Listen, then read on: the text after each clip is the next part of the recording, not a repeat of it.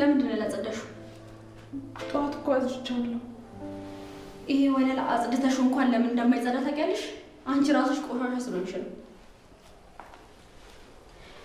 ስሚ አንቺ፣ ነገ በጠዋት ተነስተሽ ኮተትሽን ሰብስበሽ ከዚህ ቤት ትወጫለሽ ወይስ አትወጪም? አዎ፣ ኤላ ቤት ከዚህ በላይ ድርሽ ትያለሽ? ተናገሪ እንጂ ምን ይለጉምሻል? እሺ ፍቅር፣ ከዚህ በኋላ የምትይኝ ሁሉ አደርጋለሁ፣ ግን በቃ አታሰቃይ። ኧረ እባክሽ ተሰቃይሽ። ገና ምን አይተሽ? አንቺ ጥንቸል፣ ከዚህ ቤት በሰላም ካልወጣሽ ሬሳሽን ነው እሺ ማውጣልሽ። አሁን አዝጁ።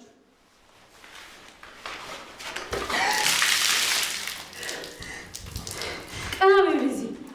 ቪዲዮ ልክፋት።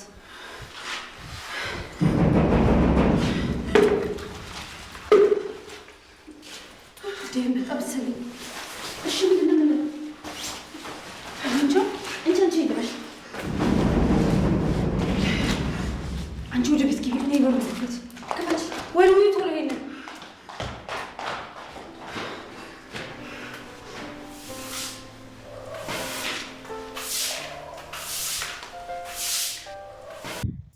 ሰላም ሰላም፣ ጤና ይስጥልኝ ውድና የተከበራችሁ የቻናሌ ቤተሰቦች እንዲሁም የአደይና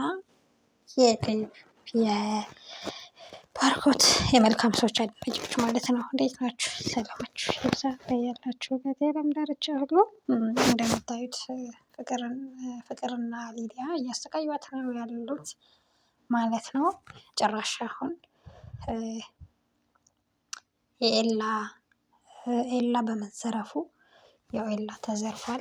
ደመቀ የሚባል ልጅ ኤላን ዘርፎታል ማለት ነው።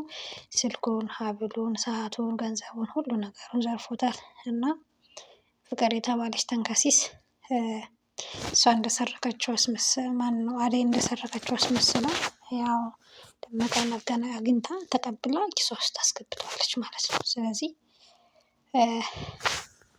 እንዲጠሏት እሷ እንድትታማ እሷ ከዛ ቤት እንድትወጣ እነ ዴብ እነ ባርኮት እንዳያምኗት እንዳይፈልጓት ለማድረግ እየጣረች ትገኛለች ማለት ነው። አሁን ሊዲያም ጭራሽ ተባብራለች ኤላን ስለምትወደው ኤላ ቤት ለምን ትሄዳለች ምናምን እንዳትሄድ ምናምን ስለፈለገች ማለት ነው። እንደዛ እያደረገች ነው ያለችው። እጅግ በጣም የሚገርሙ ሴቶች ናቸው። እውነት ለመናገር በጣም ነው የሚገርሙት።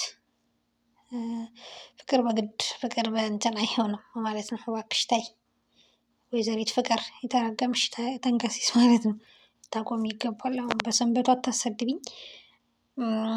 ግን እውነት በጣም ነው የገረመኝ ማለት ጨካኔያቸው ማለት ነው። አደይ እንዴት እንደሚያሰቃዩት ሲኔ ምስኪን በጣም ነው የምታሳዝነው በእውነቱ ማለት ነው።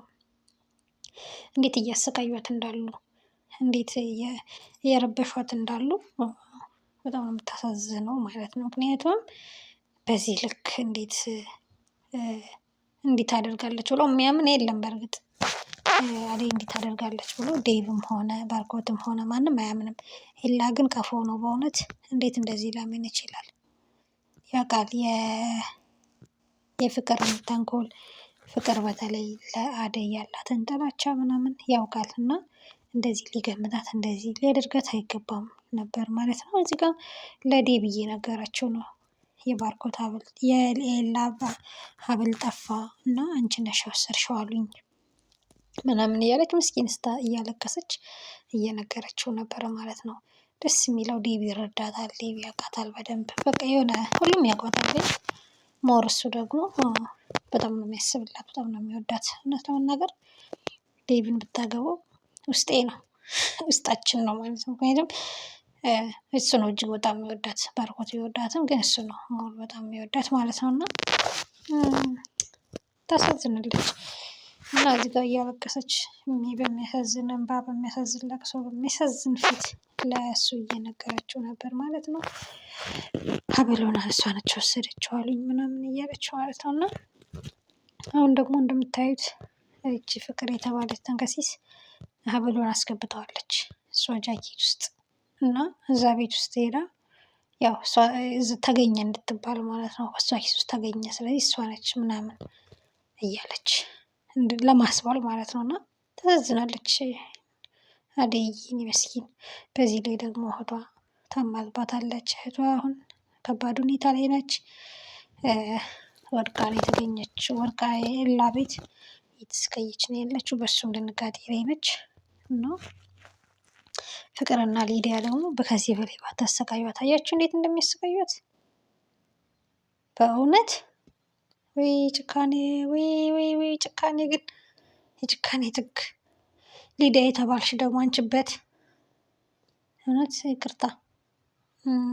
በጣም ነው የምታስጠይው ሊዲያ። ከእሷ ጋር እንዲህ ከዚች ከሰይጣን ጋር ትተባበሪያለሽ ብዬ አስቤ አላውቅም ነበረ። በጣም ብልግና ነው ይሄ። ከእሷ ጋር መተባበር አልነበረብሽም። ደግሞ እኮ የሚገርመው ሁለታቸው በጣም ነው የሚጠላሉት። በጣም ነው የምትጠላት። ፍቅርም ሊዲያን ትጠላታለች፣ ሊዲያም ፍቅርን ትጠላታለች።